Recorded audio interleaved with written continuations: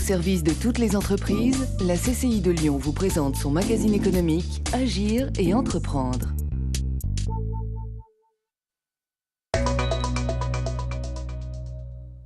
Bonjour à tous et bienvenue dans Agir et entreprendre. Pour ce nouveau numéro, on s'intéresse à l'apprentissage.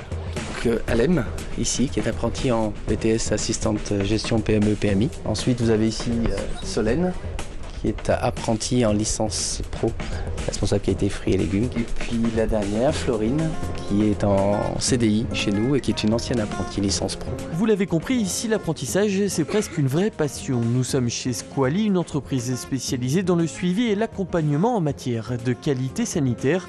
Parmi toutes les petites mains qui travaillent ici, celle de 2 apprentis, véritablement des salariés à part entière.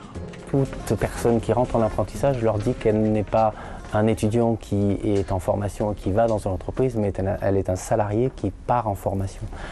Donc nous, le fait que les personnes soient en apprentissage ou pas, la seule différence qu'il peut y avoir, c'est les phases initiales de formation dans laquelle on l'intègre à la vie de l'entreprise. Très rapidement, on leur demande, comme tout autre salarié, d'être dans une logique d'autonomie, de responsabilité, de suivi. Alors ici, pas de doute, on est convaincu des bienfaits de l'apprentissage. Le responsable parle même d'une porte d'entrée au recrutement.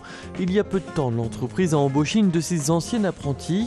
Dans cette logique, elle a d'ailleurs été épaulée par la CCI de Lyon, entre autres dans sa recherche de candidats et donc du bon apprenti, l'une des missions de la CCI de Lyon.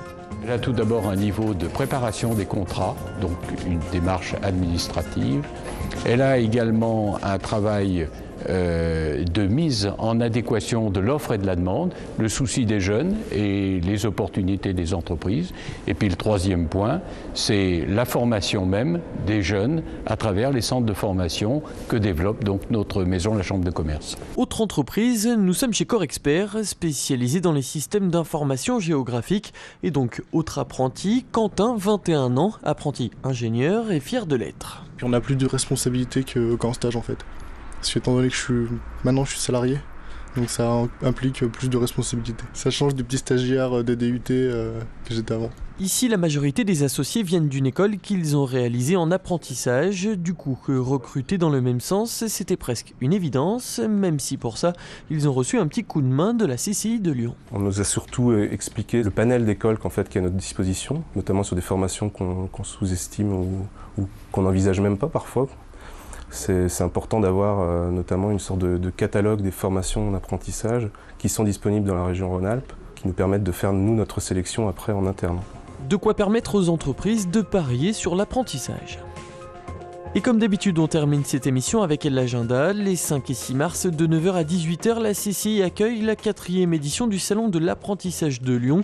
Cet événement organisé par la CCI, les CFA Formasup 1, Rhône, Loire et l'IFIR propose aux visiteurs d'échanger avec des professionnels et des formateurs, de participer à des conférences, formations et métiers, de s'informer sur le contrat d'apprentissage et de s'initier aux techniques de recherche d'emploi.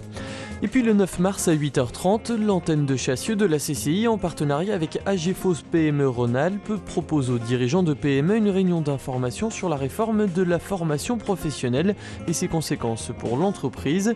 À cette occasion seront présentées également les aides financières mobilisables par les entreprises pour dynamiser leur stratégie formation et emploi.